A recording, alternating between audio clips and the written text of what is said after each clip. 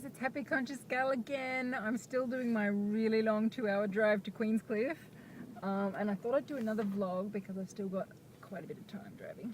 And there was something that I've been asked to talk about. Beautiful Donna from Giving It My All 2011. She left some comments on one of my vlogs the other day asking if I would speak about this.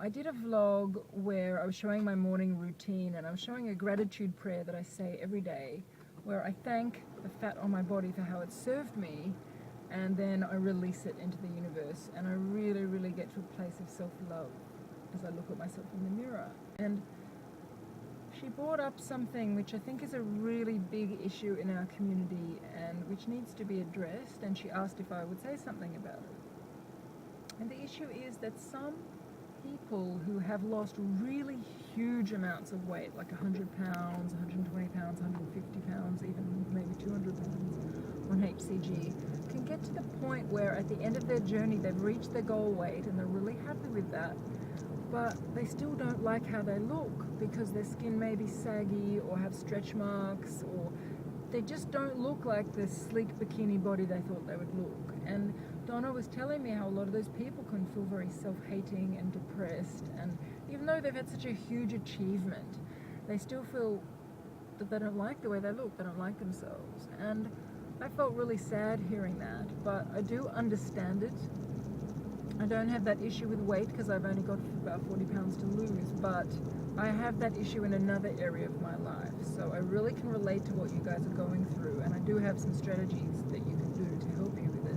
But I'll just share the situation in my life that is similar. I've mentioned in previous vlogs that I suffered from very extreme chronic pain for a long time. I did have a number of years where I really could hardly get out of bed. I couldn't sit in chairs, I couldn't walk, had extreme pain, fibromyalgia, chronic myofascial pain syndrome, and chronic pain in most of my back, lower back, middle back, upper back, neck. It was completely debilitating, and I spent many years getting well. I discovered something called the Feldenkrais method. I used to do it for 4 hours a day. I enrolled in a training program which went for 4 years. I even became a Feldenkrais practitioner, so I would keep doing it, working with my clients, and I'm now at the point where I'm basically better. You know, I can sit. I'm driving in this car for 2 hours. I never would have been able to drive for more than a few minutes. You know, I can drive for hours, I can dance, I can play, I can have sex, I can go for walks, I can swim, you know, all of it. And so to the outside world it looks like I'm fine. And yet, since meeting my partner Alan, I've realized that I'm not as good as I could be, because his body is completely robust. You know, no matter what he does, he never feels any pain. He can throw himself around, go running, go rock climbing, you know, jump off things, and he's fine. Not even an aching muscle. Whereas with me, even after all these years, even though I'm a well person now, if I overdo anything at all, if I don't move beautifully, if I don't have a beautiful posture, if I don't live my life in the most perfect, body organized, beautifully moving, perfect posture, gentle way, I will be sore the next day. Even now, the underlying fibromyalgia condition is still there underneath all my habits of good living. And so, you know, if I sit for too long at the computer, or I go for too long a swim, or I just overdo exercise or something, I can be really sore the next day.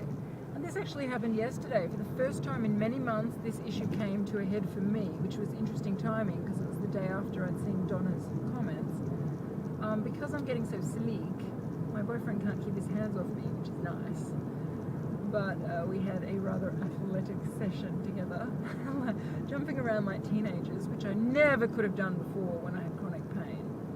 But when I woke up yesterday, I had the worst pain in my body I've had for 6 months. I had to take anti-inflammatories. I didn't even make a vlog yesterday. I was just in way too much pain. I was extreme. It was probably like an 8 out of 10. And all day I was feeling like, shit, I'm back where I was, I'm still hopeless, I still don't have a life, I still can't get out of bed, I'm still taking painkillers, nothing's changed. And then I thought about the comment that Donna had written on my vlog, and I thought, that's not true. I have changed. the fact that I could even have sex, the fact that I can drive today, the fact that, you know, by the next day I'm feeling much better. I'm 60% better today. Tomorrow I'll be fine. You know, it's not the same as it was 5 or 6 or 10 years ago when I was crippled. And it's the same with those of you who've lost 150 pounds. Okay, so you're not perfect. You know, I'm not perfect. My body's still fragile. But I'm a well person now. You are not perfect. You have stretch marks. You know, you have floppy skin or whatever. You probably can't and will never be able to wear a bikini. But you are a slim person now. You are a well person now. You are a healthy person now. And you can't buy that with a bag of gold. You can't. And what I say to myself is, if I went back to myself 10 years ago or even 6 years ago when I was really suffering debilitating pain and couldn't hardly walk, and I had said to myself then, what would you give to be at the point where you can pretty much do any activity and you can live your life, you can work, you can dance, you can sit in chairs, you can go to the movies, you can have a boyfriend, you can have children, you can pick things up, you can carry a bag, you can dance, you can play, you can have sex. But every now and then you would strain yourself because you overdo it because you're still a little bit fragile. And maybe once every few months you have a couple of days of pain. How would you feel about that? And I asked my old self that. My old self would have said, oh my God, I would do anything to have that. I would do anything. I would pay you $1 million. I'd pay you every cent in my bank account to be at that point where I get occasional pain if I overdo it. That's the bottom line. My old self would have killed to be where I'm at now. And I will put money on it that if you went and asked your old self who was 100 pounds heavier or 150 pounds heavier or 200 pounds heavier, what they would say if you said to them, how would you feel about being 120 pounds lighter and you can wear any clothes you want, and when you walk on the earth your body feels light, it's not exhausting to walk up a flight of stairs, it doesn't hurt your knees to go for a walk, you know, you can go to the gym, you can walk down the street without feeling embarrassed or self-conscious, you can go into a store and buy any clothing in a normal size, you look great in a pair of jeans, you look really nice in clothes, but the only catch is you can't ever wear a bikini and you probably don't look 100% perfect in lingerie because you've got some stretch marks and you're a little bit, you know, loose skin. What would your old self have said? Really, what would they have said? Just checking the road. I promise you, your old self would have said, I will pay you anything for that. I will give anything for that. A person who's 120 pounds overweight or 150 pounds overweight does not care about stretch marks. They don't care if they're ever going to wear a bikini or look good in lingerie. They care about, are they going to be able to walk down the street without being ridiculed? Are they going to be able to walk down the street without feeling heavy, without having sore knees, sore joints, sore back? Can they go into a store and buy clothes? Can they run and play with their grandkids?